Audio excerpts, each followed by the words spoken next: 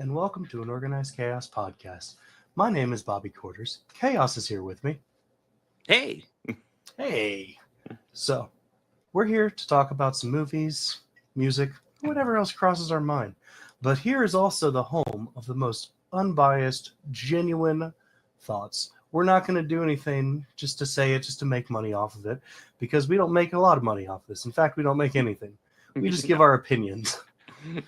And our opinions are free and unsolicited, but they're not hateful ones. That is the important thing. Yes. But also, while you're here, please make sure to like, comment, and subscribe to my channel, that is Bobby Quarters, the podcast channel, Organized Chaos Podcast, and Chaos's channel while you're at it. So thank you for watching, and do enjoy.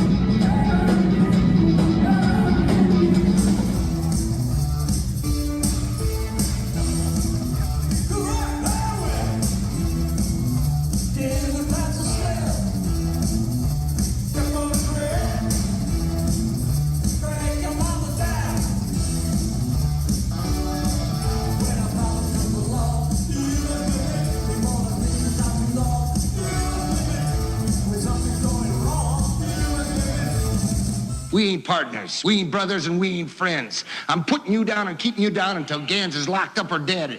And if Gans gets away, you're gonna be sorry you ever met me. I'm already sorry. Nick Nolte is a cop. Eddie Murphy is a con. I can help you get Gans, but you gotta get me out of here first. You're crazy. He pulls some strings. See how you need me a little more than you thought, huh, Mr. K? He pulls some scams. So where do you want to do it, honey? Want to hop up on the counter? Nah, we can go in this room over here next to the bathroom. Give me a break. I'm that serious. Come on, we're on the move, let's go. They've got two killers to track down. Toss me that piece, and he won't waste him. They've got a kidnapping going down. I want the money. I don't know what you're talking about. Want that Indian to snap her neck. They've got a fortune to hunt down. I want to know what's going on between you and Gans. $500,000. And it's all coming down in 48 hours. But I gave you 48 hours to come up with something, and the clock's running. This guy got a real itchy trigger finger and he's a nervous cop. You better listen to him, you get your brain blown out. I'm the calm type.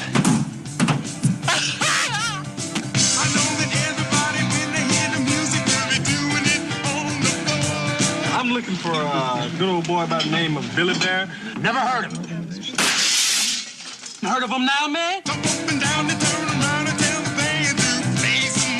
You know, you are real stupid for a cop, man. You're following this guy too close. Yeah, well, most cops are pretty stupid, but since you landed in jail, what the hell does that make you?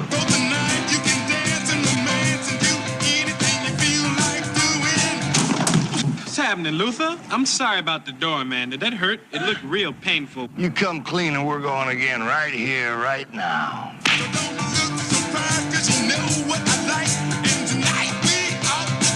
Are you in some hurry or something?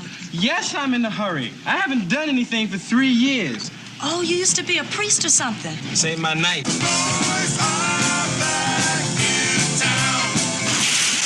If you screw up, I can promise you, you're going down. They couldn't like each other less. They couldn't need each other more.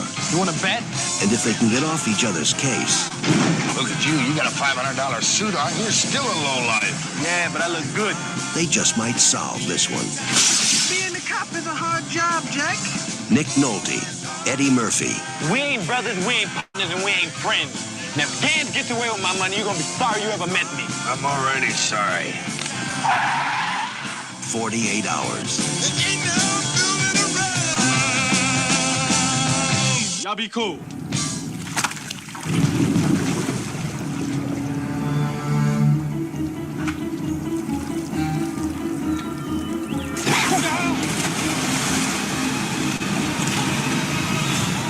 What the hell are you doing? There's a mongrel koi in there. It's the most dangerous of all goldfish. Deuce Bigalow was a professional fish tank cleaner who never got any respect. I was thinking maybe later we could, No. Then a new client shared his most valuable secret. I am a gigolo. Who? Women pay me to give them pleasure. How'd you get that job? I just kind of fell into it. I'm gonna kill my guidance counselor. Hey, fish guy! I think there's something wrong with my fish, eh? The next 48 hours are critical. But I have to go to Switzerland for business. How about you stay here and look after my fish? But just when things might be looking up, By the way, if you mess up my place, I will kill you. everything came crashing down. Where am I gonna get $6,000 in 3 weeks? I want you to meet me tonight. Hi. I'm Deuce Bigalow. Hi, I'm Carol. I have narcolepsy. It's a sleeping disorder.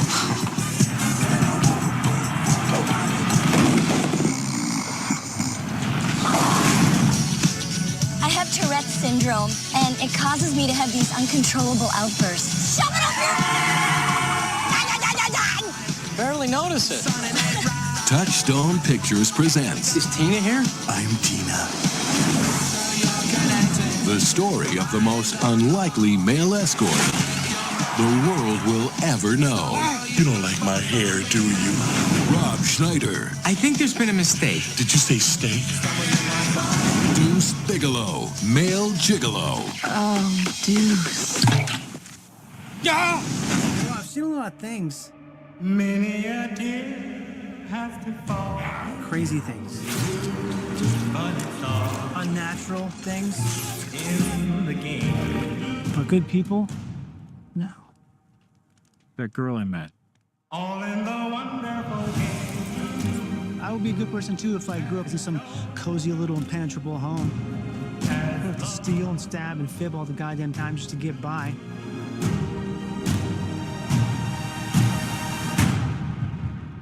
What exactly is it you plan on doing once we find your daddy? Gonna bring him to justice.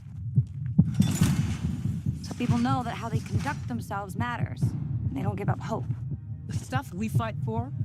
Story has it you used to believe in those things too. I wastelanded for 200 years. I've kept myself alive for one reason. To find my family.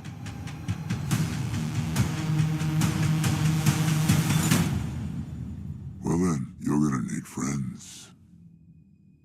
There's a war coming.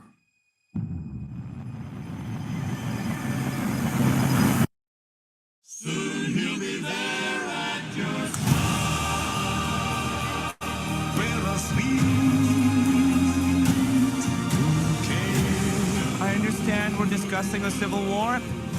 I must not have gotten my invitation. And he'll kiss your lips and caress your waiting face. We're actually beginning to get along.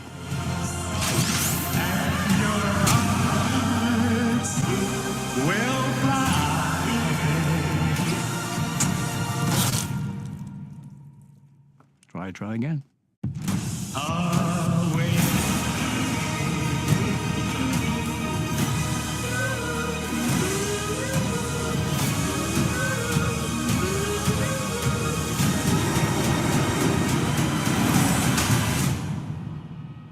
So this is Vegas, huh? I'd ask why my dad ran into a den of monsters, but he'd probably just tell me to shut the fudge up.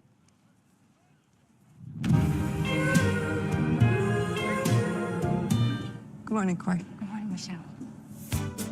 I believe every company should strive to form a diverse table, to empower people of different skills and every time. What is it? Skills and identities. To foster a new generation of. Okay, let's go again. They want you to think it's you, that it's you who made this world. But it's always been them.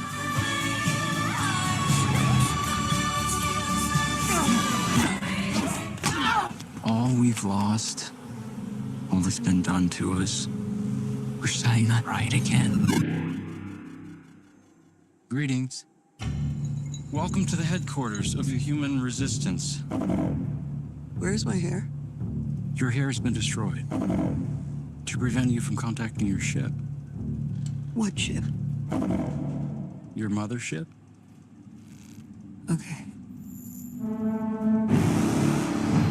In the next 48 hours, the police and the FBI will begin a statewide manhunt. I'm a high-profile female corporate executive. I am crucial. In all humility, I can say that. Think of it like you abducted the governor, but worse. There is no possible scenario where you benefit from this incident. That was really good. My pulse is racing right now.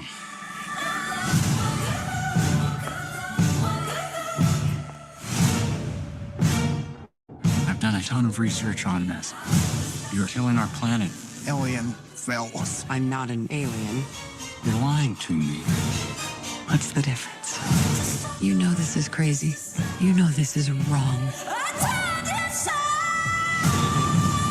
I know who you are. I know what you are. I know you too, Teddy. It's fine. It's cool.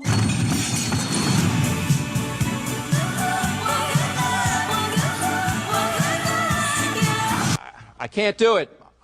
Okay. We'll do it live. Okay. No. We'll do it live. Fuck it. Do it live. I'll write it and we'll do it live. Fucking thing sucks. Hello. That's hello. right. Hello. Much delayed podcast, but we are here. I am a little sick. Fortunately, Bobby's doing better than me. But yes, sick, buried in snow.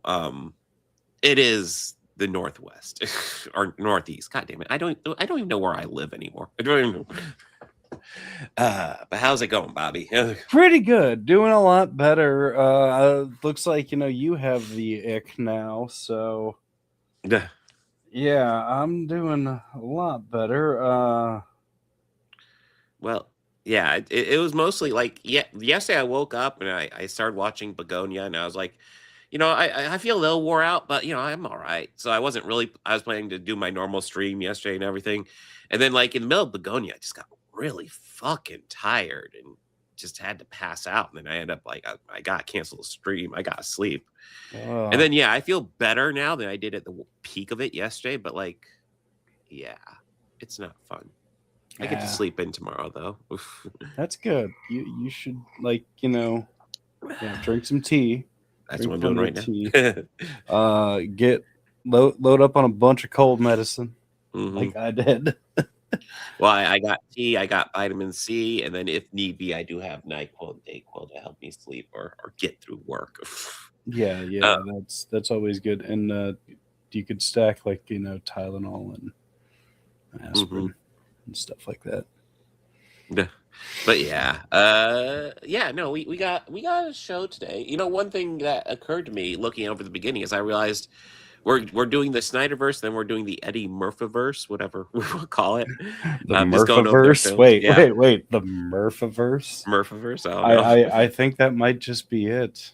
The but Murphiverse right but there. like those are both guys who got their start in Saturday Night Live. With the difference being that like Rob Schneider's stuff was kind of had its moments, but mostly pretty bland. Whereas Eddie Murphy's Saturday Night Live stuff was fucking hilarious. Yeah. But yeah, that's the first time it occurred to me. I was like, oh wait, these are both Saturday Night Live guys. Holy shit. But yeah, we're going over Catchup on Fallout Season 2, up to episode 6, and then Bugonia, which will be Oscar Catchup. I'll go over kind of what's going on because I decided to do an Oscar live stream. And years ago, if you remember back when I did the newspaper, I would do Oscar articles. Yeah. Where I'd give my who I want to win, who I expect to win, kind of give my thoughts on all the awards more or less. And it was usually a pretty big project because I'd go through and watch all the movies. And now I'm actually giving myself a head start. So I have quite a few weeks to watch them. I'm going to try to do a movie a week, and if Bobby has time, I offered it to him if he wants to do it with me. But yeah, I'm fine with that. Yeah, as long as he has time. It's going to be in addition. So, I never get through with everything I need to, but like I usually get through enough. And my Oscar predictions, I was always rather happy with them. Every year, I would only get one thing wrong. I essentially give predictions on everything. One thing would be wrong. So, my predictions were pretty good to take to the bank if I actually was a betting man. Well, and the good thing is about those, I'm sure that you never publish your, reviews for films like before they came out. Mm-hmm. What? Like at all? No, never. But today we'll be covering Bugonia, which was nominated for 4 Academy Awards. We'll get into it. Well, yeah, but I mean, I think the difference between you and certain other people who will release their art interviews or at least reviews of films that haven't come out yet is at least you've actually watched the movie. Oh yeah. You mean certain individuals who do movie reviews and strangely enough get lots of facts about the goddamn movie wrong? His most recent review of Superman can point out not only has that person not seen the James Gunn Superman movie, but I argue that they haven't even seen the Richard Donner Superman, as well as even read a single Superman comic. Mm-hmm. They're probably more familiar with the one that they have more thoughts aligned with. Yeah. On a show where they weren't even, the actor in question wasn't even first billed. I mean, a lot of the people who are after James Gunn, they love Man of Steel, and it's like, man of Steel is so fucking it's not that great. No, it's not terrible, but man, I started not to like it right at the I'm like, no, fuck that. Well, it's yeah, Superman. that fuck drove that. me insane. And what really drove me nuts, that scene is wasted in the movie. That should have been the scene where he's like, oh, fuck this. I'm not going to ever do that again. That should have been him saying, I fucked up. I should have saved him. I didn't. That was all it needed to be, and they didn't even do that. And like, and not so much him killing Zod, but the reaction to him, doing it, like his own reaction to it. Mm-hmm. No, Soups would have flown up into the atmosphere, and like it would have. And well, I mean, but if the movie had just spent a moment with Superman deciding, hey, I'm really powerful, I'm going to use my powers for good, and I'm never ever going to kill, and make him decide that is firmly in his ethics, and then have him do that would make way more sense. But of course, it's not going to do that because it's very half thought out. Because building explode and you know what makes me like it less and less is all the people who talk about as if it's the best movie ever made. It drives me insane. It's like, dude, relax on it. Relax. I recently had said this, and this got one of those champions of that movie really mad. It was the only comic book accurate thing in that was Superman turning himself in. Yeah. That got somebody big all mad in their feelings. And I mean, that is comic book accurate, though. Yeah, I mean, what? Yeah. I'm just stating a fact. Like, and I'm very much a novice comic Superman fan, but I understand the fundamentals of it. But before we get into our movies, I'm gonna get onto a soapbox here because not relate to anything we were just talking about or anything we're going to talk about, but I did see the video for Alex Peretti, and I am fucking disturbed, incredibly fucking disturbed. I think at this point, like, listen, man, if illegal immigrant commits a crime, they'll be prosecuted. If ICE commits a crime, they just get to walk away scot-free. Or reassigned. They can just murder people now, and that is unacceptable in my opinion. I find it disgusting that we live in that world. I don't even know what to say other than just watching that video was fucking disturbing. Like, yeah, I have watched a few different perspectives of that, and I agree. Yeah, no, it's not only disgusting, it's disturbing, it's heartbreaking. I mean, that man was a VA nurse. Yeah, like not only that, his last action, like he was filming. Not only that, but protecting somebody from just a Gestapo tactics asshole. Yeah, I don't know how else to describe it. And to give you an idea, what happened was essentially they're tackling him and they're holding him down. Then one of them pulls a gun and starts shooting him. Not only that, they remove his gun that was holstered. Yeah, and they not fight in two of them almost between the two of them it was like 9 rounds or something like that. Well, that's the thing that really disturbed me. So not only are they shooting him dead, but as they're walking away, they continue shooting him as if, got to make sure to load him up with lead. It's like, he's a fucking protester. Protesting is a key right of citizens of this country. It is. Key, vital. Just as it was his right to carry a firearm there because he wanted to protect his life because he sees that they're shooting protesters for no reason. Well, and the thing that really pisses me off is that the same people who say, well, he shouldn't have brought a gun are the same fucking people who would defend Kyle Rittenhouse. And I'm like, do you not see the fucking hypocrisy of this? Do you know? Kyle actually said something I agree with. It was his constitutional right to carry there. Yes. Don't ever let them strike. Yeah, and broken clock is right twice, I guess. Yeah. But shit, never thought I'd say it, but yeah, I agree. 100%. No, I mean, all these Second Amendment junkies are all of a sudden oh, yeah, he shouldn't have had a gun. Fuck off. Those MAGA hats, they fucking gave up their Second Amendment fucking so quick. Like, I'm just surprised by it.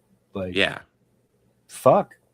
Yeah, no, I just wanted to say something about it because I hate the state of this country. I hate where we're going. We got fucking a Gestapo called ICE roaming around our streets. Not my streets, thankfully, but in Minneapolis and Minnesota, fuck. Because there's still a unit here too. In Columbus, there is. Oh, that's fucked up. I know that they've had to rotate. That they have to keep their hotels rotating because they're not getting sleep. God damn it. All right. Yeah. Fuck Trump and fuck ICE. Oh, completely. Yeah. Fuck that. Yeah. I'm happy you wanted to say something and that we didn't have to preemptively discuss it. I'm disgusted by that. Yeah. I just want to make that known. Just fuck ICE. I just don't know what else to say. It should be disbanded. It shouldn't exist. We have a regular customs enforcement. We have border security. We don't need fucking ICE. ICE is just a bunch of fucking bullies that apparently can now just legally murder people. Apparently so. Fuck. Okay, something lighter. Okay, 48 hours. Yeah, something lighter. Let's talk about cop killing. Yeah, no kidding. Because that's the plot of this movie.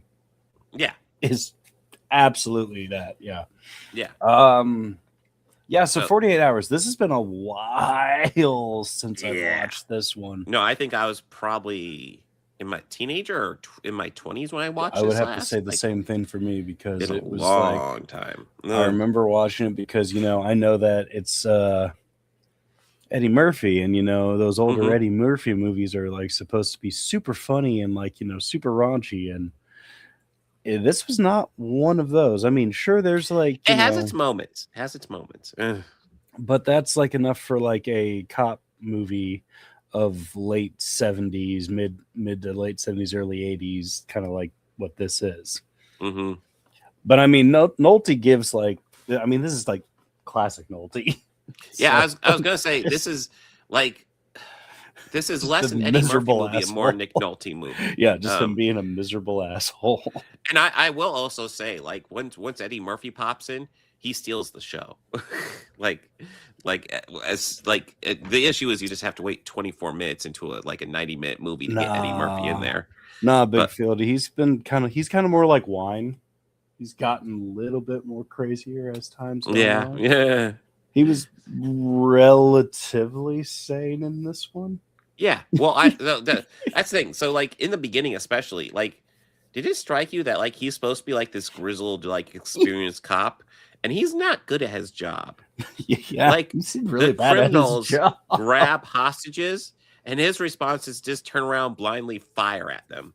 Yeah. with hostages in front of them. And it's like, what are you doing? It No, was obvious do not that ever they do wanted that. No, they wanted him to be like the gritty, like you said, tough cop in this, but he just really seemed bad at his job. Yeah, he seemed quite bad. Eddie Murphy seemed like a better cop here than And than he Nick was the Nolte. con man. Yes, he's the con man. Yeah, Which I love that suit that he's in the whole time though. I gotta admit, I Yeah. really love that suit that Eddie was No. wearing. yeah, this is like I remember like when I first watched this, I remember like mildly enjoying it but not loving it, and kind of rewatching it, like I get why, because like I don't think they've written Nick Nolte's character accurately at all. He just seems like a kind of a dipshit who thinks he's on top of everything, but he really isn't.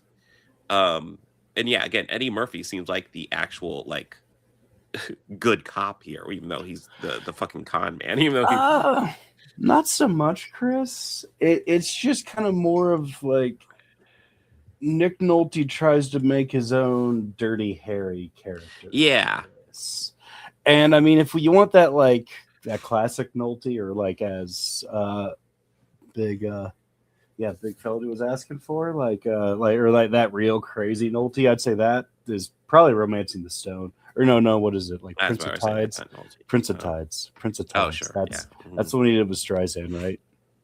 Yeah. I'm pretty sure. Yeah, It's yeah, been a that's while. yeah, that one is just batshit Nolte, but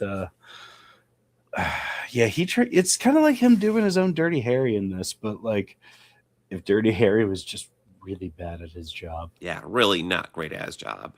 Like, So if Mitchell made him look like an all-star cop. dude, yeah. Or But, no, sorry, yeah. he makes Mitchell look like an all-star cop. Yeah. So the movie essentially begins with James Reamer and Sonny Lantham. yeah. Well, Sonny Lantham helps James Reamer escape from prison. And James Reamer, of course, being the dad from Dexter. Sonny Lantham is the Native American dude from Predator. Yeah. So I was like, oh, God, I recognize both these guys immediately. Like, I was Yeah, looking at the one guy going, that looks like a really young Dexter's dad. Oh, my God, that is Dexter's dad. When I saw it, I said the same thing I say every time I see him. I go, "Hey, Jax, you son of a bitch." Yeah. But, oh, yeah, no, Romancing the Stone is fantastic. I love Romancing the Stone. Yeah. But, Romancing the Stone is a great movie, but that is that's not Nolte. I don't know what I was thinking. No, that's Michael Douglas. Although Douglas is I great, enjoy yeah. Michael Douglas more in Yeah, I that do one too. than I do Nolte in this one. But Yeah. But anyways, these guys end up they're pinned in a hotel room. Nolte goes there with a couple other cops. One guy I don't recognize. The other one is once again Mike from Breaking Bad. I'm brain farting on the actor's name. Yeah, like watching the Yeah, he was in Beverly Hills Cop, and then now he's in this one, and it's like, holy Yeah, shit. watching everyone. Jonathan Banks is who you're thinking of. Jonathan Banks, yes, thank you. God, it's also wild seeing him. It like, also younger. has like another character from the Warriors in here, David Patrick Kelly. I didn't catch that. He plays the husband who's being ransomed. You know, he's the Warriors. Come out and play. Okay. Yeah, that's him. That just put a big wig on him. But yeah, there are 3 cops that go to bust the guys when they have them pinned in the hotel room, and the guys essentially escape and kill all the cops except for Nick Nolte. And then Nick Nolte finds out that these 2 guys used to be part of a gang. They already killed one of the gang members, and the other one is Eddie Murphy. So he lists Eddie Murphy to help him track down the other guys. And Eddie Murphy has no love for these guys, so he's more than willing to help out. This is also when you get the classic Eddie Murphy singing Roxanne by the Police moment, which is pretty cute. Just the way he's like, Roxanne. I dig it. But like just not in that Eddie Murphy funny way. Yeah. Not actually, because Eddie has 2 albums that are not bad for what they I know. are. For like just an 80s pop song, I have to admit, Party All the Time is like catchy. And not only that, like the second album, like there's a cover of him singing Good Day Sunshine by the Beatles, and it's like not bad because there's that lines like, like I need to laugh, and then Eddie the laugh just comes in, and then he has that classic laugh. Yeah, and then he's just sitting the rest of it, and then before you know it, you're sitting along with him. He also does a cover of Hey Joe, which is nice, not bad. Where you going with that gun? Oh yeah, that's good. But yeah, like for the most part, like beginning of this movie, I'm not really engaged with, mostly because I don't like Nick Nolte's character at all. Then when Eddie Murphy pops up, I'm enjoying the movie a lot fucking more. And then I'm enjoying him annoying. Yeah. And then I'm also enjoying, Eddie annoying him. Yeah, Eddie is annoying Nick Nolte a lot, and it's like, thank you. That's very enjoyable. Yes, I appreciate that so much. I would love to see a movie. But wait, is Nick Nolte still? Is that crazy son of a bitch still alive? I'm pretty sure. He's retired, but yeah, I'm pretty sure he's still around. Yeah, I think he is. Yeah. Yes, he is. He is still alive. Mm-hmm. He did, I think, one of his most last credits. He did some work. He did a decent amount of work over the past few years. I'm trying to think. The last time I remember seeing him was Ang Lee's Hulk. Last thing I saw him in, he did a voice in Mandalorian.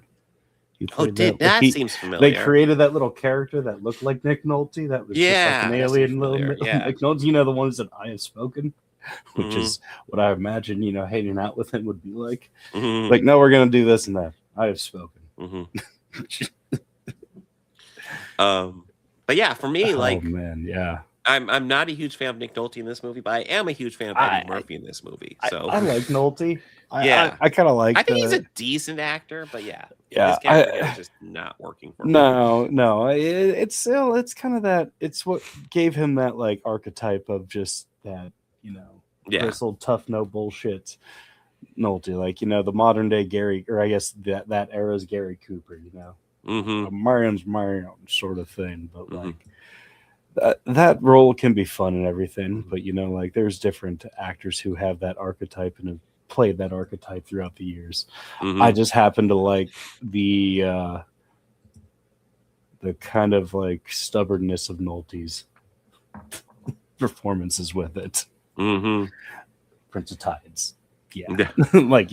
But I'm a fan of Nolte's, but it had been a minute since I've seen this, but watching more films and seeing other actors and recognizing more people in this was really more of the joy for me this time. Yeah. We have Denise Crosby, Tasha Yar as a spoiler, one of the bad guy's girlfriends. There's I think there's a couple more I'm not thinking of, but they're just random cameos in this where it's like, holy shit, I know that person. So overall, my thoughts on this are, I enjoy it, but I also get why I haven't seen it for like 20 years. Because it's not one of my favorites. I don't think it's a highlight for Eddie Murphy particularly at all. Well, I don't know. It is a highlight for Eddie Murphy. Just overall, the movie is kind of definitely was like a more serious Beverly Hills Cop. Yes. But like the comedy felt like punched in with it, because like if you think about like comparing the first Beverly Hills Cop and the second one, the first one kind of had the comedy there, but yeah, it was willing to be serious and it worked. But it's more of an action movie. Yeah, it's more of an action movie than a comedy. And then for me, the second one, it's like it's fine, but like it took the comedy a step too far, in my opinion. And then the third one is just the third one was just not even George Lucas cameo could save that one. But I can see why they cast him for Beverly Hills Cop, because there's a moment in this where he's just essentially doing Axel Foley's shit in the bar. He was, yes. Yeah, where Nick Nolte's... Which was hilarious. Where Nick Nolte is like, you go get the information, here, you can even take my badge. So he takes the badge, he pretends to be a cop. And he is like, just like... Hey now. Being incredibly loud. He's smashing glasses. He's like, hey, can you help me? Guy's like, no. And he's like, oh, that's fine. He smashes the glass and he's like, oh, now you gotta fucking help me, motherfucker. And I don't think Eddie's ever played the villain. You could argue Pluto Nash. Yeah, I guess so. I'm trying to think. Has he been the villain? No. I don't know. I guess we'll find out as we go through this. Yes, I guess so. But I love that scene in the cop or in the bar where he's like, I hate white people. The only thing I hate worse than white people are rednecks. And it's a country bar. Yeah. But yeah, no, it's so an Axel Foley scene. It's like I get why somebody saw that and said, we got to make a movie with that being the basis. Eddie Murphy just doing shit like that, which is what Beverly Hills Cop was. And yeah, I would say that was a much more entertaining movie. But I mean, this is fine. Okay, maybe the Vampire of Brooklyn. Yeah, I don't know about that one. I've never seen it. Maybe he might be the villain. I mean, Buddy Love, maybe. Oh yeah, sure. Buddy Love, I definitely see as the villain, but he's also the hero in that, so it's kind of. But it's the same thing. It's the same thing with Bowfinger too. So. I don't know. I won't quite say Bowfinger because. Well, there's the movie star. That.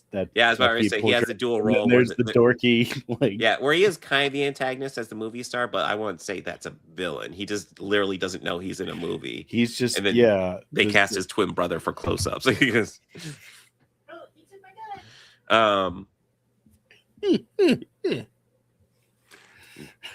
Sorry.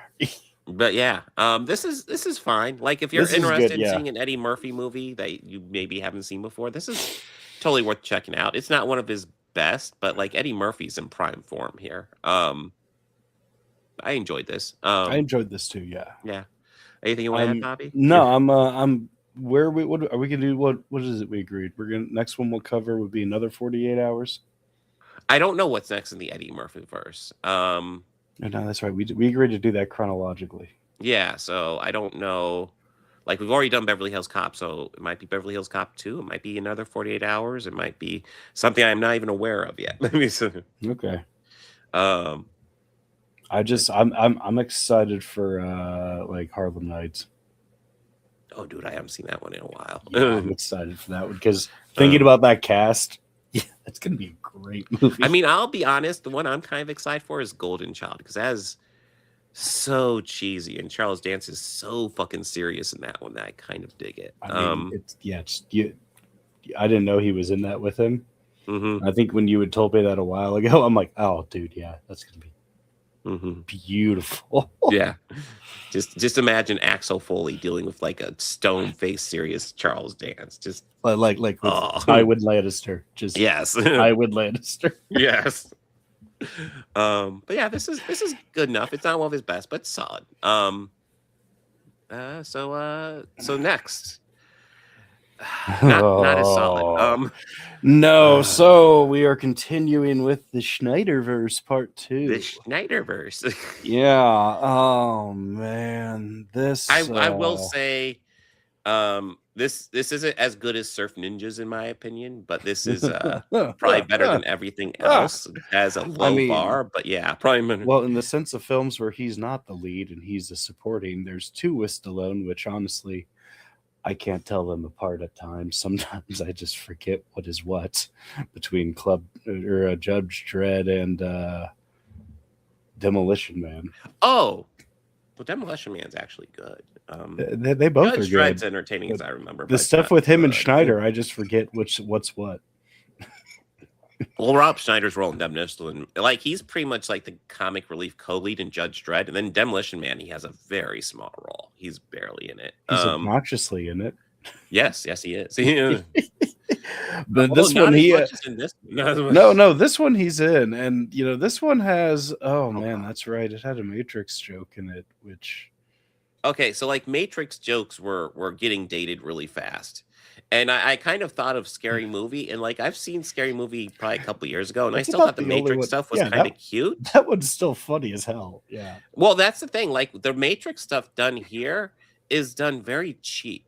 Like it's clear they aren't putting any effort into it. The Scary Movie Matrix stuff actually looks decent. Hey, you know why? And because the filmmakers actually cared. No, because the Wayans brothers went to the same people who did it.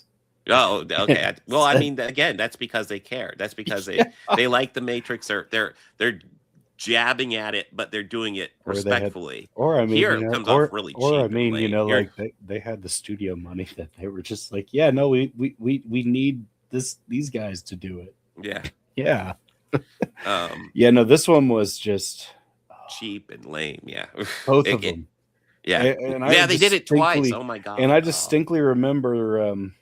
The second one, I think, might be worse than the first one. Them using both in the advertisements for this when it came out. Because I remember almost every movie had that Matrix parody shot for a long period of time after the Matrix came out. And yeah. Which it's funny to talk about that because, like, it's kind of like... Well, with anyone or any age bracket, I mean, you and I can talk about that weird phenomena of films that came out where, like, it was pre-internet, so like it was absorbed in so much of the culture, of pop culture and everything, and it was everywhere. It's comparable to like the Blair Witch, craze. Yeah. How like it was so believable that actually happened. That like, the producers had to legally come out and say, hey, no, this was a movie, that these are actors, that they're alive, they're fine. Like, it's crazy, but yeah. Oh no, we are not going to be giving any praise to him. We are starting this to mock Rob Schneider. Okay. The little bit of a backstory since our Schneiderverse thing started kind of as a joke because Rob Schneider loves to open his big fucking mouth all the time. Yes. and he always says, I don't get any roles because Hollywood's too woke and everything.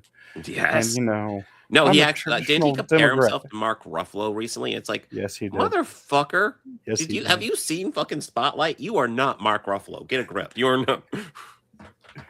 There's a reason why whenever like Mark has to play somebody who is the difference from ethnically, it's hard to tell the difference. And when you do it, it's just borderline. What the fuck? Yes. Yeah.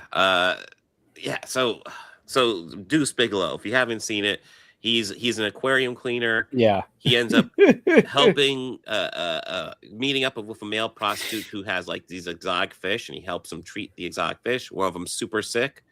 So he looks like we're all behind the scenes stuff. One of them super sick, and the male escort has to go overseas. So he asked Rob Schneider to watch over his place.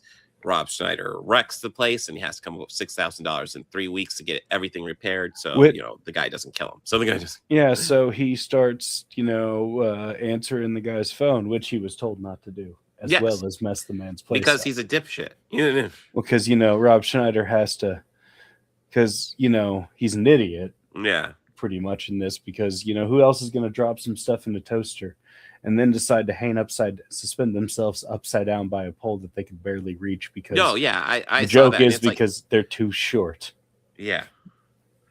Well, I was trying to figure out, like, he got himself up there, but all of a sudden he couldn't get himself off. And I'm like, you do it the exact same way you just did. You got up there. You didn't have to do any tricks. You got up there, and now you just can't undo it. Yeah, but yeah, and also he is a total perv. There's a girl at the fish tank aquarium. He likes to trick her into getting her shirt wet so he can see her boobs. Which Very I remember classy. when this Very- came out, just kind of like just going, boob joke.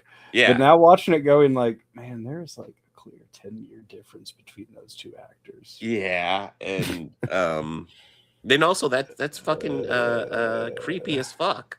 It's like, no wonder you can't get a girlfriend, buddy.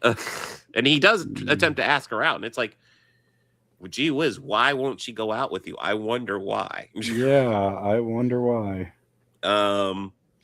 But yeah, he does end up falling into the prostitution game because he gets in contact with one of the dude's the male prostitute's clients.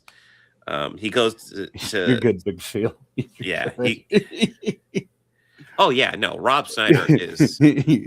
Listen, man, it's almost like the journey into the Rob Snyderverse is almost like the inverse of the journey into the Guestverse or Murphyverse or whatever we're calling it. Yeah, but because like those are guys I actually respect. I do not respect Rob Snyder. Be happy that you missed the first block of films because the first ones that we watched were ones he made with his own money. He wrote and directed and produced, and oh man, we suffered so you wouldn't have to. Yeah. But instead we just said nothing nice about it. Dude, like the Just as we're Chosen gonna One and say- Big Stan are insufferable. Oh, the Chosen One was terrible. Oh, Man, it didn't take long for him to throw in that like classic Rob Schneider joke or his own brand of humor in there. And then the Big 28 Stan, the minutes. only positive I can say for Big Stan is that David Carradine gives the performance that movie calls for, which is he completely fucking half-asses it. He clearly knows this is garbage and does not care. He clearly, Yeah, it's comical of that. Just how William Forsythe in this is Yeah. very much over the top. yeah. So he's the cop who's pursuing him because he thinks, well, he knows he's a male prostitute, and he does. There's this gimmick where he keeps on pulling out his dick in front of him and be like, does this look okay to you? Does this look okay? Yeah, It's a thing. yeah. Oh, yeah. The Hulk Hogan stuff was pretty rough. And that was a poorly timed one too. But yeah, fuck him. Listen, man, I hope I wish his family well, but like he was a piece of shit. He was. We did plan that, but when he was alive, though. Yeah, it was planned when he was alive. Then he passed, and it was like, fuck it, let's go ahead and rail him anyway. Yeah. But yeah, there was, surprisingly, I would say there's a lot about this that really didn't age well. Oh yeah, or at all. Mm-hmm. Well, most noteworthy, he goes out with all these women who, normally don't get dates. Even, I guess, prostitutes don't go out with them, which seems weird. But there's somebody who's really tall who just gets, fucking yelled at all the time, which is like, God, are all the people in this town just assholes? Yeah. It's like, yeah, she's a really tall woman. Get over it.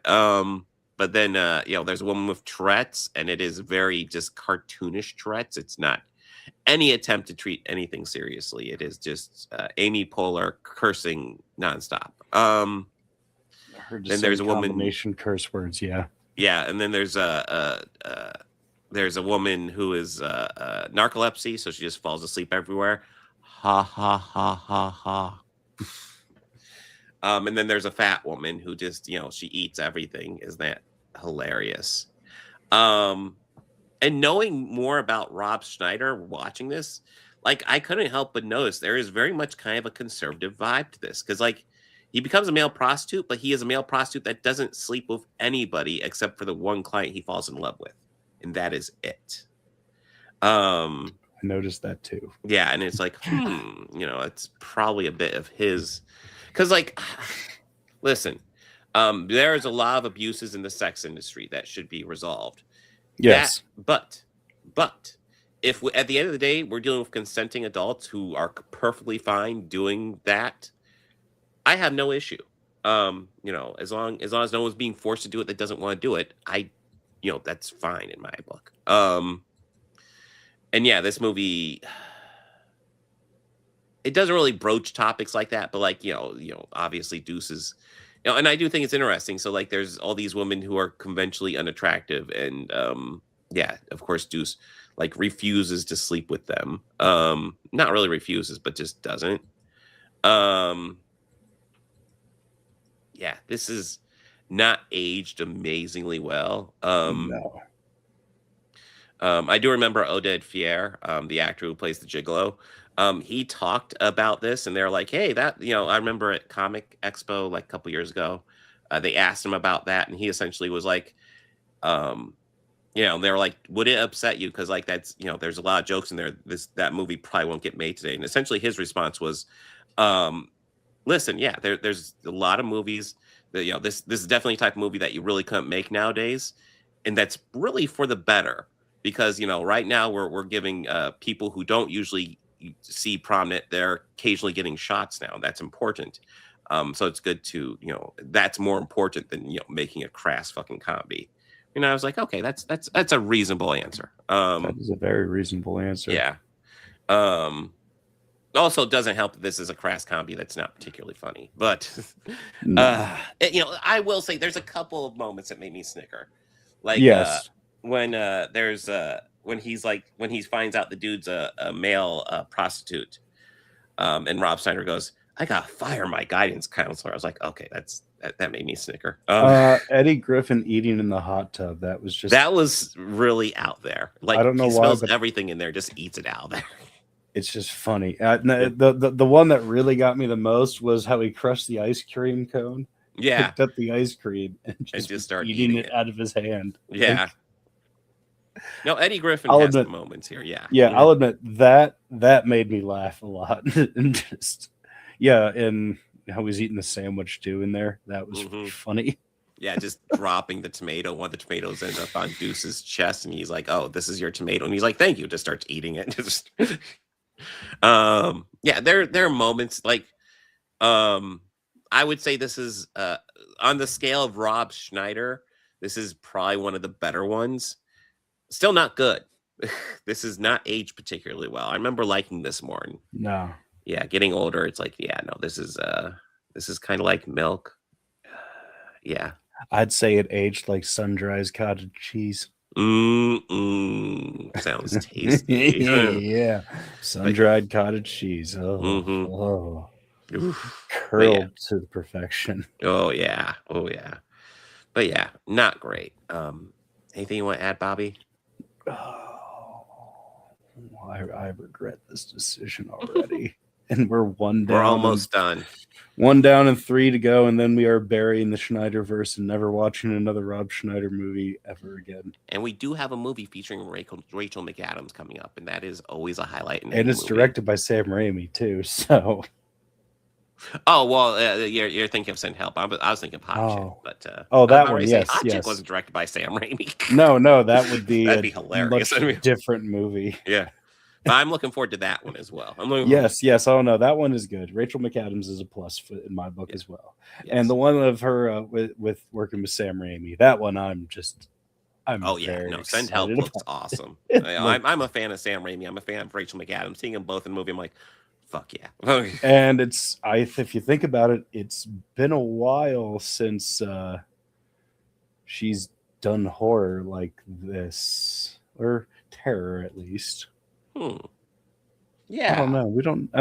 I think the last thing that she did in horror that you could argue would be would it be Red Eye? I don't know. Because that was with Wes Craven. That was Oh, was that Wes Craven? That was a Wes Craven direction. I think that's one of the last movies he directed. No, it was The Scream. Yeah, it's also getting some amazing reviews. I'm excited. Well, Sam Raimi's a damn good director, and Yeah. Rachel McAdams is a good actress. Dylan O'Brien's a solid actor too. Yeah, Give and him some. no, I'm excited to kind of watch him be like a real piece of shit. Yeah, I'm excited to see her just like fucking abuse him. And I will say, like, when you watch the beginning of that trailer, they're obviously trying to make Rachel McAdams look kind of frumpy and like, you know, trying to make her look as unattractive as possible. I think it's funny because they're failing miserably because it's like, Yeah, she's still like the hottest girl in the room. It's like it's Rachel McAdams. Yeah. Good luck on that one. Yeah, she is a very pretty lady. Yes. All right. So that brings us to Fallout Season 2, Episodes 3 through 6. Yeah, if you remember our thoughts on the first 2 episodes, We were like it was wanting it to get going. Yeah, it's like they're And obviously man, setting up did pieces, it but like kick. nothing's happening too much. It was like, okay, are we gonna go somewhere? And I will say, like these middle 4 episodes, yeah, stuff started going somewhere.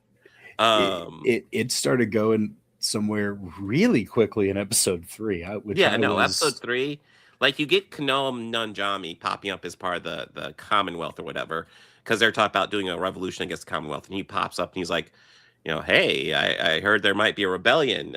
Maybe we should be involved in the conversation. You know, and at first, like, there's a part of me, it's like, okay, like, should we like this guy or is he sus? You know, I'm watching him the whole time. He's making friends with Max. And then, like, they get in their suits and they go on a fun little mission. And then essentially when they find this group of kids, and some of them are healthy and some of them are ghouls. And essentially the Kuno Nanjami character essentially says, okay, if you have a normal face, you stand over here. And if you have a kind of messed up face, you stand over here. Then he's getting ready to gun down all the kids that are ghouls before Max just, you know, fucking ends him, which is like, wow, what a piece of shit. Yeah. But that puts him in a position where now he has to deal with his main boss, who also is incredibly anti-ghoul, because he tells him essentially the story. And the guy's like, you let those, you know, I don't remember, but you let those fucking, you know, I don't remember the word, but it was the same mutations, I think. Mutations or something like that. You let those mutations live or something like that. And then it turns into a big shootout where he and his ghoul buddy end up running away. But they end up with this one glowy wire artifact that still not 100% sure what it does, but it's definitely of value. It's a core reactor. Oh, yes, it is. You're right. Yeah. You are correct. Listen, this is the first thing I watched of the bunch. Everything else I marathoned over the snow days. 48 hours was my first thing I watched. But and it was during the beginning of Snowmageddon. We also get introduced, like, okay, so like my daughter, when I was watching, and I were watching this, in the middle of it, all of a sudden she's like, "Holy shit, Macaulay Culkin jump scare." I was corrected. We were corrected. They were called abominations. Abomination. That sounds right. Thank you, Big. Thank you. Yes, I was trying to think of this. I knew it was something like that. Yeah. And it's like, dude, they're fucking kids. What's wrong with you? But yeah. So we end up with Lucy and the ghoul. Well, Lucy mainly getting trapped by these 2 camps of Roman warriors who don't know how to pronounce words properly, but they're all fighting. They're like 2 camps that are like stationed right next to each other. They're not even that big, and they're at war. And it's like it's like, oh my god, you people are ridiculous. They were like 2 separate sides of one camp that were feuding. Oh man, that was some funny stuff. Yeah, and they're like, we worship the Kaiser, and it's like, you mean Caesar? You mean Caesar? And of course, yeah, I love the ghouls line about, you know, one day you guys might learn about how to pronounce the soft S or soft C. God, I can't think. Well, we also need to mention the cameo that we had for that, which was a surprise. Well, I knew it was coming, but it was still great to see. It's always great to see. It's always great to see Macaulay Culkin. Oh yeah, I already mentioned that. Oh, I mentioned the Macaulay Culkin jump scare because my daughter and I were watching it. She's like, "Holy shit, Macaulay Culkin!" I was like, "That is Macaulay Culkin. Holy shit!" It is kind of cool seeing him now, kind of getting a little bit of resurgence. Because he's an entertaining dude. And he seems like a nice guy. Actor. I saw him do a show once, and it was a musical thing where he and a bunch of his like friends from New York, like a bunch of, I could tell it was just him and his friends. They all decided to like rewrite a bunch of Velvet Underground songs about pizza and call themselves the Pizza Underground. Yeah. And go on a tour singing like Velvet Underground songs, but have them be about pizza. Like, and Lou Reed inspired songs, but just about pizza. Mm-hmm. And it was a fun act. Like they had the whole shtick of the Velvet Underground too, like how Mo Tucker would just like play the drum, like have a bass drum, but there's a girl with a large box and a drumstick just hitting an empty pizza box. Yeah. But and I briefly, like after the show, there was like people meeting him and just briefly shook his hand, said, "Hey, thank you. That was very fun." And he was very nice. No, he comes off as a really nice guy. So it's cool seeing him pop up and stuff occasionally now. The fucking Roman battles were ridiculous. The ghoul, of course, gets Lucy out of there after they freaking crucify her, which is like, but anyways, yeah. So they're going off on their adventure to track down her dad. Her dad is blowing up the cutest mice you've ever seen in his experiment for the mind control device, where it's like, wow, you want me to hate this guy more because you're doing a good job. But eventually he moves on to just experimenting with the rich assholes who paid to get frozen. I was like, okay, I'm actually more comfortable with that one than with the cute mice. Yeah, I'm okay with that one. But eventually he does get that thing to work, and despite the ghoul and Lucy coming together, essentially her father sends one of the people he's mind controlled to make a deal with the ghoul. Essentially, he's like, "Hey, if you return Lucy to the vault, I'll let your wife and your kid go." And essentially, the ghoul's like, "Yeah, Lucy, I've come to respect you, but the whole point of you coming was that you were a bargaining chip with your dad, and this is the bargain, and I'm going to take it." And things don't go well for him or Lucy, as Lucy kind of gets the upper hand. Like, she gets tranquilized, and I don't think they fully explained it, but like shortly before she was tranquilized, she took that anti-drug thing and she's spitting out drugs. I'm assuming that's supposed to be why the tranquilizer wasn't as immediately effective as it should have been. Or it was half effective or something. But because she kind of was knocked out, but then she kind of woke up and knocked him onto a fucking pole and essentially skewered him for who knows how long. Yeah, by the way, the scenes of her just like going ham and just living life to the fullest were just so hilarious. Her doing the I like drugs. Yeah, I like drugs. Yeah, do you have any more of them? Yeah, she got high and then she's like, "Oh God, I feel awful now." It's like, I feel awful, and he's like, "Yeah, that's called withdrawals." Yeah, and then she's like, "Well, what do I do to deal with it?" And he's like, "Well, you can do cold turkey and just ride without, and you'll normalize eventually, or you can do what I enjoy doing." More drugs. More drugs. Yes. And it's like, yeah, those would be the two solutions. And she votes for no more drugs. Walton Goggins is just phenomenal. Oh yeah, no, Walton Goggins and Purnell, I really love in this series. And, I'm really enjoying her too. Yeah, I want to say Aaron Moten. I think he does a good job as well. But yeah, Walton Goggins is almost always a standout in anything he's in. Like I said, I wish he wouldn't fucking do stupid fucking Walmart commercials, because anytime he pops up in there, I'm like, dude, you're better than this. Don't do this shit. Yeah.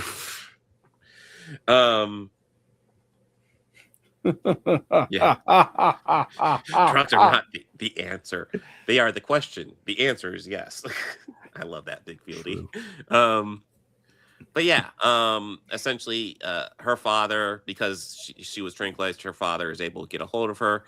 He ends up, the ghoul ends up skewered until Ron Perlman comes to save him as a big old fucking monster thing. But yeah,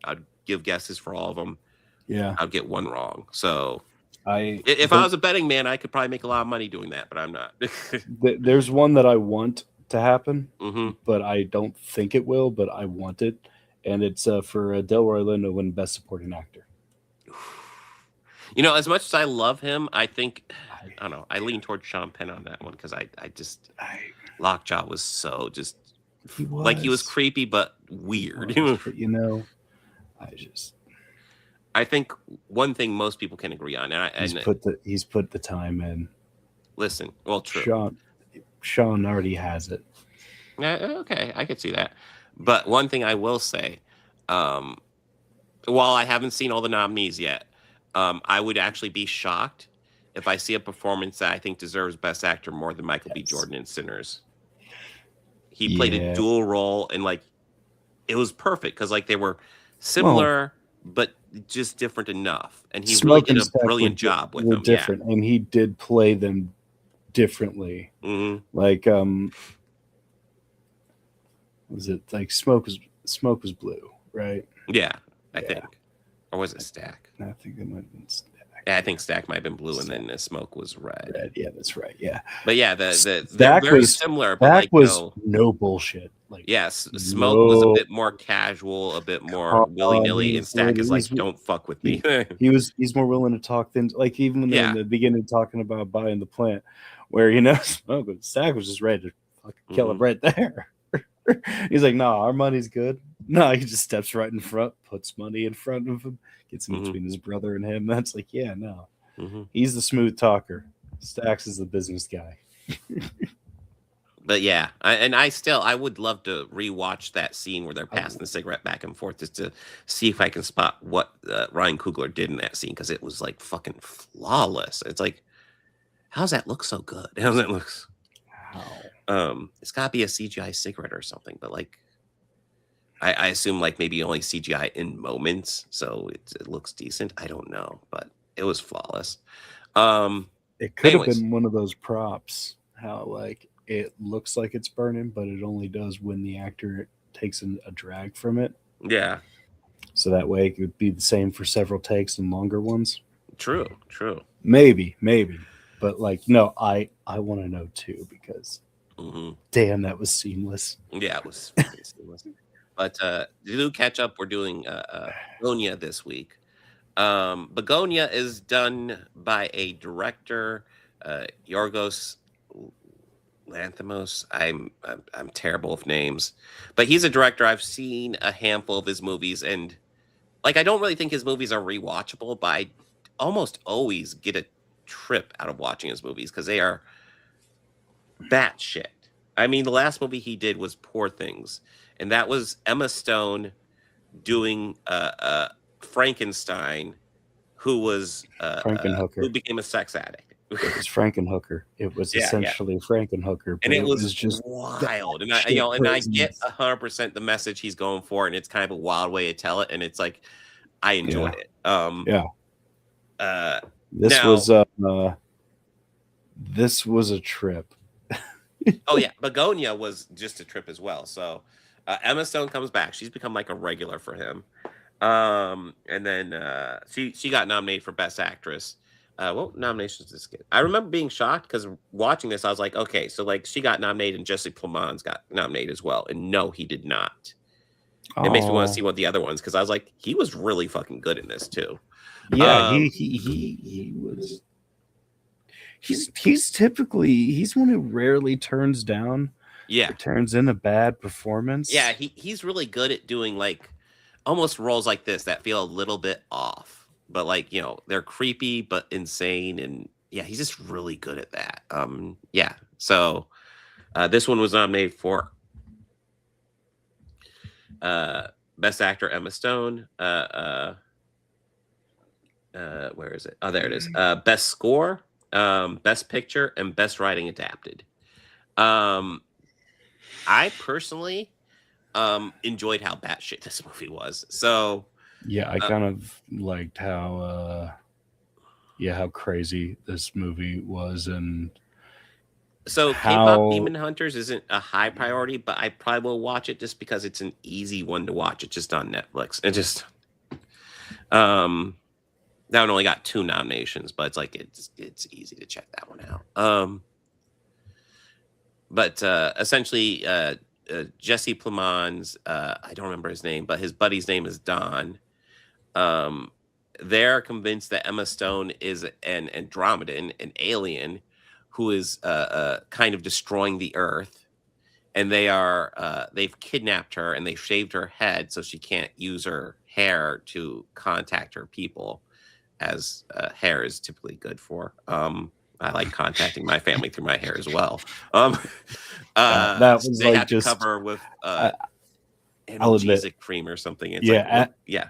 At this point, I'm just thinking, okay, so they're just fucking crazy. Like, Yeah, no, there's that vibe going on. But I'm also like, there's a part of me that's watching this, getting familiar with the director, and going, okay, they're crazy, but like, knowing this director, they could be right.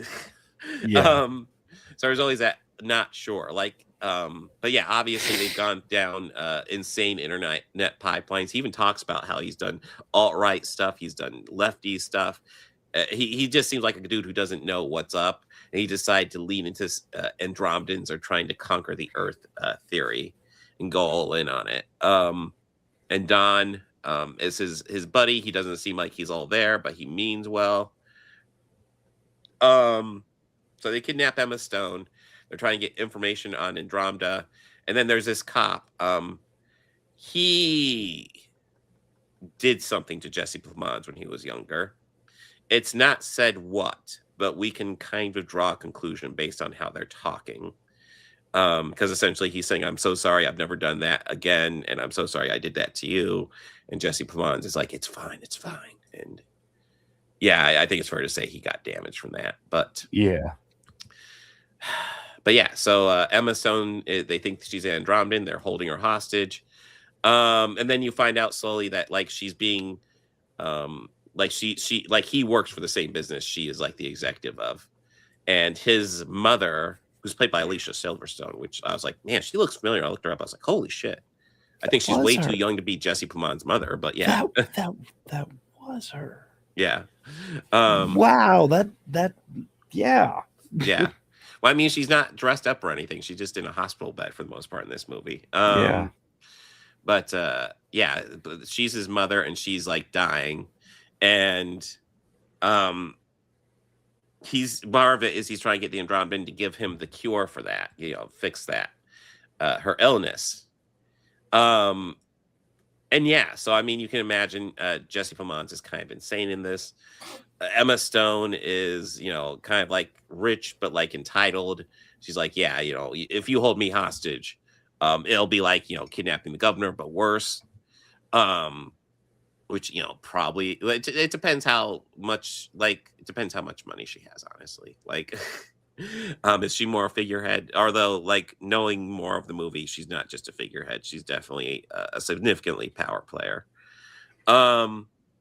But yeah, we find out throughout the movie that like he's kidnapped multiple people and assumed they are Andromedans, and so far he thinks he's found 2, and she would be the 3rd one.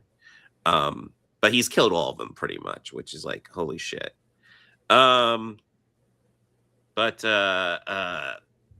yeah, should we get into the twist? Yeah, it's Oscar bait at this point. So this movie is absolutely insane. It is batshit crazy. I don't like if you're familiar Fucking with nuts. the director, you know what to expect. It's out there. Yeah, absolutely. There's not really crazy. any characters you really sympathize with, but at the same time, it's so out there. You're kind of just riding along with it. You're just Don. Yeah, Don. Yeah, I'd say an argument can be made for Don. He doesn't make it all the way through. Spoiler, though. You know what I mean? No, he doesn't, and he deserves better. Yes. Oh God, yeah, dude. Early in the movie, he lets Jesse Plemons chemically castrate him, so fucking Emma Stone can't seduce him. And it's like, oh, dude, that's a friend, but also, why are you doing that to him? Yeah. But yeah, absolutely insane. And towards the end, Jesse Plemons is being guided to the office with Emma Stone, and she's like, I'm going to show you how to teleport to the ship. It's a 58-digit code I have to type into this calculator. It just looks like a regular old calculator. I got to type it in and press enter. and then if you're in the closet, it will teleport you. Now we can't both be in the closet at the same time because apparently it functions through fly rules. Because then we'll just beam up mixed together. Now,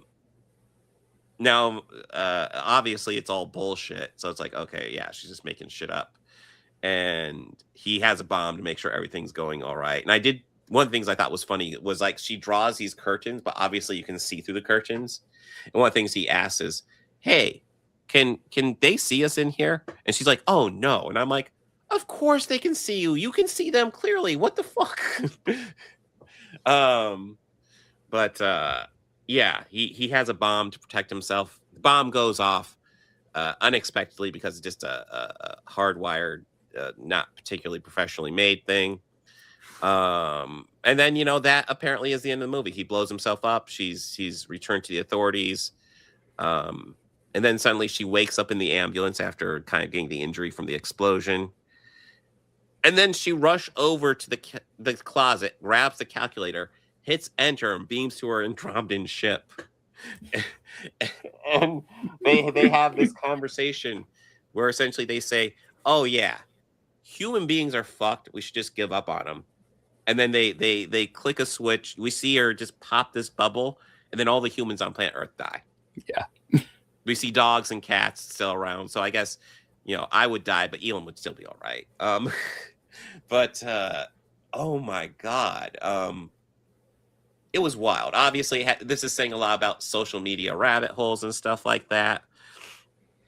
But also saying a lot about how corporate executives are destroying the world. I mean, there's an absolute argument for that. They aren't doing it because they're aliens. They're doing it because they're greedy motherfuckers who just care about money and nothing else. But Chris, it's okay. Like, oh, yeah. I get not liking this because this is a wild fucking movie. Yeah. Like, it's insane.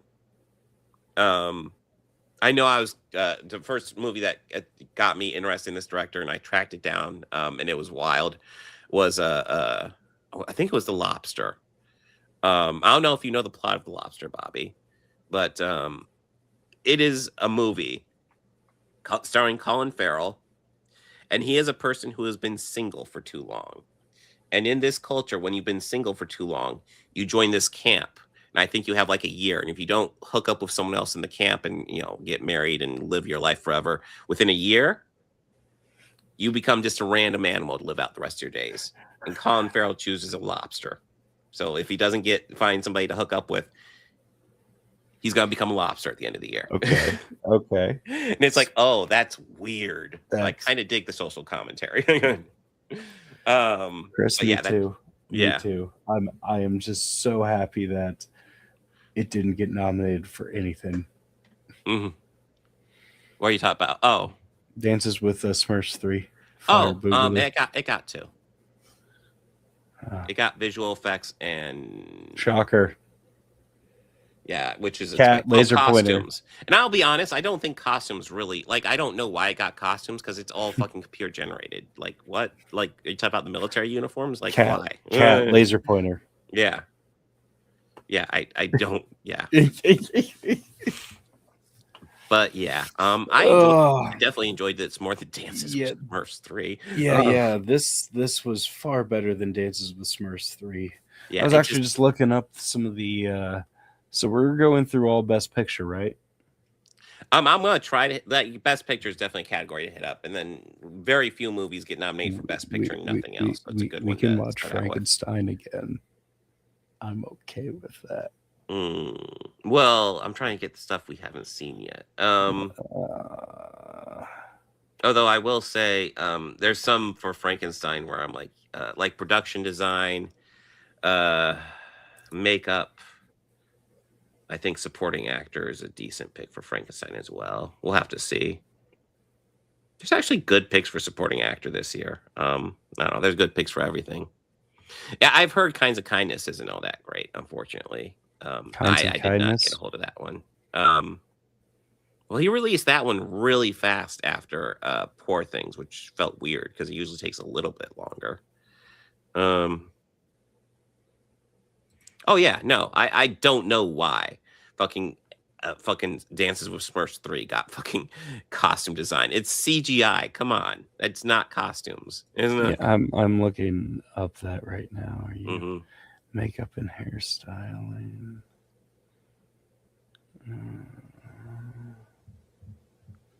Best costume design. Shut the fuck up. Yeah.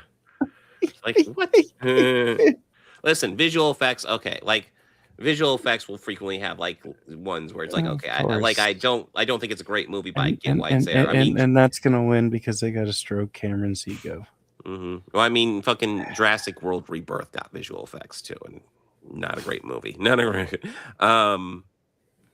But yeah, I like Bugonia. I thought it was wild. They did call it that on South Park, Chris. Mm. But it is a funny name.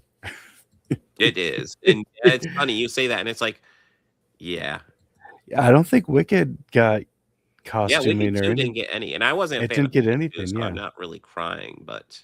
And I, if anything, would have gotten costumes over, Dances with Smurfs. I would have thought. Yeah, Wicked like 2 if it's would. between the two, I'd because give it the nomination I may have Dances not with been a Smurfs, fan, for but sure. I can appreciate the work that went into making that movie. Yeah, I mean, they like as far as how forced the Tin Man story and the Cowardly Lion story were, the Tin Man did look decent. Like he had like an aesthetic that was unique. I will give it that. Yeah. But yeah. Yeah. But yeah, that's it for Oscar Catchup. For this week. Oh, I mean, we could let's see, makeup. Oh wow. Just some of these categories. There's a lot.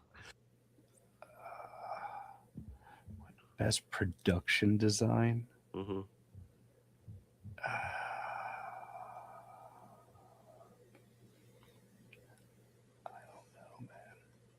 I mean, production design, I think, is like that's a good one. Yeah.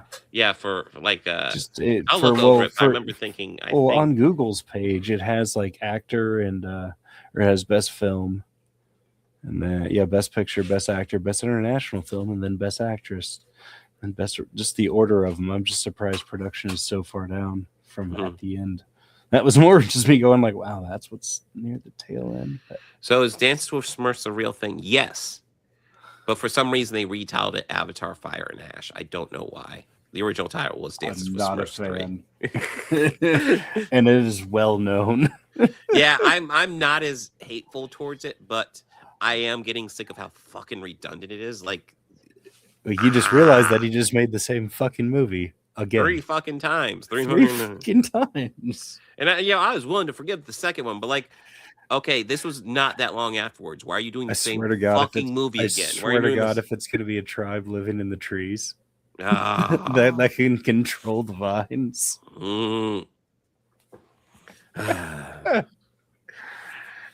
And there's going to be these critters that are totally not Ewoks, like at all, that are going to help defeat the military. Yeah, F1 will probably come up on the agenda.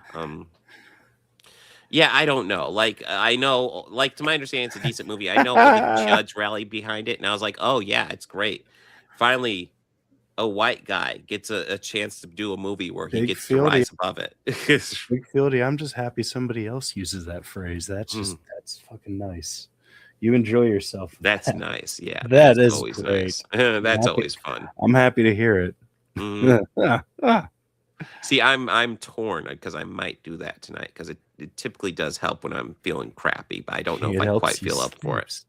Well, the first day I had the flu, I had myself a homemade brownie along with some cold medicine, and it was very, very. It got me the sleep I needed that first night. Oh yeah, no, that's one of the great things about it, man. It essentially gives you a couple hours where you're feeling fun and just kind of, hey, what's up? And then you just drop. Then you're suddenly aware of things of gravity and the fact that there's a ton in your mouth. Yes. You know? But yes. And that you have to swallow. Yeah. Let me go ahead and dig up next week. And then pretty much as soon as this is over, I'm going to do an abbreviated stream covering I'm going to just cover one comic book, then go over Wes of Brainrot's thoughts. So we'll do a quick stream after this, probably like an hour, and then call it a night because I'm not feeling great. You should just call it a night now. I'll do a little bit. You should just call it a night. I have the energy. I got it. Okay. Next week. I already postponed this stream. I don't want to postpone it again, but I'll do an abbreviated version. Next week, we got Send Help. The is that next week? 1999. The And 1990. Wonder Man's next week, too. Yeah, the 1999 thriller Audition. Okay. And Wonder Man episodes 1 through 4. Yeah. We are not going to do the whole thing, even though they're dropping out at the same time, which kind of pisses me off. Have you seen the trailers for that? I have. God, that looks like so much fun. I hope it's Speaking of trailers, there's been quite a few trailers that have been dropped. There's the new Daredevil trailer that dropped that looks oh, yeah, that did kind pretty of surprise me. fantastic. Knives Out 3 didn't get anything. Yeah. I would have been fine for Glenn Close nomination on that one. She was great.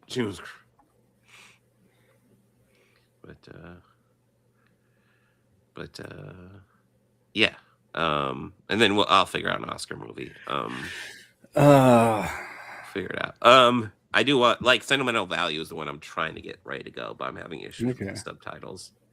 Because that one is a foreign movie, but it got 10 nominations. It's the third most nominated movie. It has Stellan Skarsgård in it, which is like, okay. Okay.